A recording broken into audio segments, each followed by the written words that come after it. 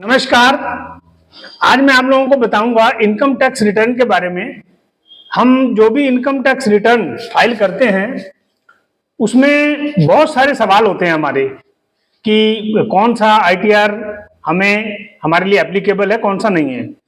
तो अभी मैं आप लोगों को आज ये बताऊंगा कि इनकम टैक्स का प्रोसेस स्टार्ट हो चुका है, फाइलिंग स्टार्ट हो चुकी है, जिसकी लास्ट डेट है 15 सितंबर 2025।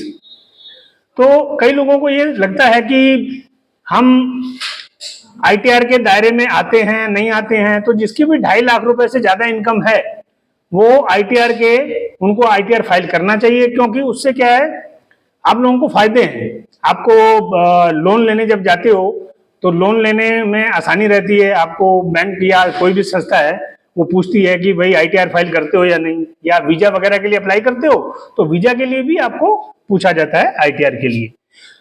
नमस्कार, मेरा नाम है सूबेदार रिटायर्ड अनिल ग्रोवर और मैं देहरादून से हूं। आपको किसी भी तरह की मदद की जरूरत होती है तो आप मेरे कमेंट में आप लिख दिया करो, हम आपसे कांटेक्ट करेंगे। अब मैं आपको बताऊंगा कि कौन कौन से आईटीआर किसके लिए एप्लीकेबल हैं और ऐसी क्या गलतियां हैं जो आईटीआर फाइल करते समय नॉर्मली अक्सर लोग करते हैं।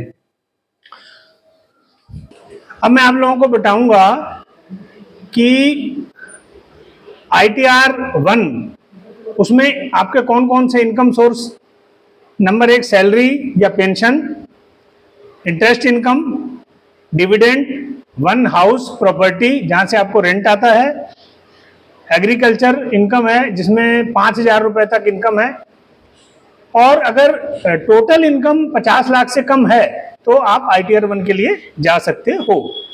दूसरा है आईटीआर 2, इसमें भी सैलरी, पेंशन, इंटरेस्ट इनकम है, डिविडेंड, मल्टी हाउस प्रॉपर्टी। अगर आप एक से ज्यादा घर से आपकी रेंटल इनकम आ रही है तो आप आईटीआर 2 के लिए जा सकते हो। एग्रीकल्चर इनकम अगर 5,000 रुपए से ज्यादा है, और जो सबसे इंपॉर्टेंट चीज है कैपिटल गेन। अगर आपकी इनकम म्यूचुअल फंड से, स्टॉक मार्केट से है तो आप आईटीआर 2 के लिए जा सकते हो। तीसरा जो सबसे इंपॉर्टेंट है वो है आईटीआर 3। इसमें भी वही इनकम सोर्स जो आपके आईटीआर 1 और आईटीआर 2 वाले थे, सैलरी, पेंशन, इंटरेस्ट इनकम है, डिविडेंड है, मल्टी हाउस प्रॉपर्टी है। और जो इसमें जो इंपॉर्टेंट बात है वो है capital gain on income from capital gain and profession. तो कैपिटल गेन जो आपके म्यूचुअल फंड है, स्टॉक मार्केट, अगर आपने कोई भी स्टॉक्स बेचे हैं उसको, उसमें आपको प्रॉफिट हुआ है या लॉस हुआ है, या आपने म्यूचुअल फंड सेल किए हैं आपको उसमें प्रॉफिट हुआ है या लॉस हुआ है, या आपकी जो प्रोफेशन इनकम है, जैसे प्रोफेशन मतलब वकील, डॉक्टर है, चार्टेड अकाउंट है, इस तरह की इनकम है। इसमें आईटीआर 3 में क्या होता है, आपको ऑडिट करवाना होता है और अपने अकाउंट को मेंटेन करना होता है, तो ये मैंडेटरी है। और जो आईटीआर 4 है उसमें आपको आईटीआर 1 वाले जो इनकम सोर्स हैं वो तो इसमें आएंगे ही, बिजनेस और प्रोफेशनल इनकम जो है, प्रोफेशनल इनकम है, वो आप इसमें डालते हो।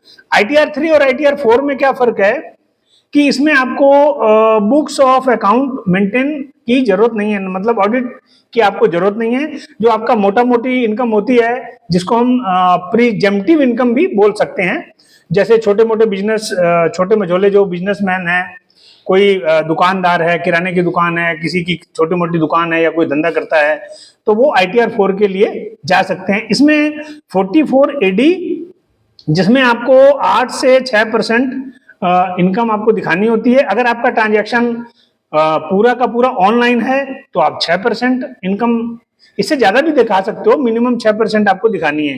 और कैश ट्रांजैक्शन में आपको मिनिमम 8% आपको इनकम दिखानी होती है, प्रॉफिट दिखाना होता है। और 44 एडीए में जो आपकी प्रोफेशन से इनकम है, जैसे आपके एडवोकेट हैं, चार्टेड अकाउंट हैं या डॉक्टर हैं, उनको मिनिमम जो है 50% प्रॉफिट दिखाना होता है। और टोटल इनकम जो है वो इसमें भी 50 लाख से आपकी कम होनी चाहिए, तो आईटीआर 4 में आप जा सकते हो। इसके अलावा आपको इनकम टैक्स फाइल करते समय जो हम गलतियां करते हैं, अक्सर मैंने देखा है जो मेरे पास लोग आते हैं वो ITR फाइल करते समय ये गलतियां करते हैं। पहला जो गलती है वो है, आपको जब भी आप ITR फाइल करते हो आपको फॉर्म 16, 26 AS और AIS इनका आपको अच्छी तरह से मिलान करना है और मैच करना है, तभी आपको ITR के लिए जाना है। दूसरा है आपका, आप जब ITR फाइल करते हो तो सही ITR का चुनाव करना। आपको ITR 1 के लिए जाना है तो ITR 1 के लिए जाइए, 2 के लिए, 3 के लिए, 4 के लिए, जो भी आपके लिए एप्लीकेबल है, सुटेबल है, उस ITR के लिए जाना है। तीसरा है आपको टैक्स रिजीम, आपको सही टैक्स रिजीम को चुनना है। ओल्ड टैक्स रिजीम है, नई टैक्स रिजीम है। आजकल आपको अगर नई टैक्स रिजीम में जाओगे तो अच्छा रहेगा। चौथा है आपको जो सेविंग अकाउंट से इनकम है, FD से जो इनकम है, उसका आपने ध्यान रखना है। कई लोग इसको इग्नोर करते हैं और बाद में प्रॉब्लम होती है, नोटिस वगैरह आता है। और पांचवा है, अगर आपकी जो विदेशी संपत्ति है या फॉरेन असेट है, वहां से जो इनकम होती है वो आपने जरूर इसमें शो करनी है। छठवें में इनकम क्लब जरूर दिखाएं। और सातवां है कि जो एग्जम्प्टेड इनकम है, कई लोग सोचते हैं कि ये इनकम है, इन पे टैक्स लगता नहीं है तो इनको हम छोड़ देते हैं। नहीं, आप इन जो एग्जम्प्टेड इनकम है वो भी आप जरूर उसमें दिखाएं। और ITR जब आप फाइल कर देते हो तो उसके बाद वेरिफिकेशन बहुत जरूरी है। आपने अपना ITR में लॉगिन करके हफ्ता 10 दिन, 15 दिन, 20 दिन जो भी है, एक उसमें आपको देखना है कि आपने जो ITR फाइल किया था वो इनकम टैक्स डिपार्टमेंट ने पूरी तरह से एक्सेप्ट किया या नहीं किया। अगर कोई छोटा मोटा उसमें कोई ऑब्जर्वेशन है, नोटिस है, तो आपने उसको क्लियर करना है। और इस तरह के वीडियो मैं आगे भी डालता रहूंगा। मैं इनकम टैक्स से रिलेटेड और भी वीडियो आपके लिए मैं डालता रहूंगा और मैं आपसे बात करता रहूंगा। अगर आपको मेरा वीडियो अच्छा लगा हो तो सब्सक्राइब कर दीजिए, लाइक कर दीजिए। बहुत बहुत धन्यवाद। ITR फाइल करने के लिए आप कमेंट में अपना मोबाइल नंबर लिखिए, मैं आपको कांटेक्ट करूंगा। Thank you. जय हिंद।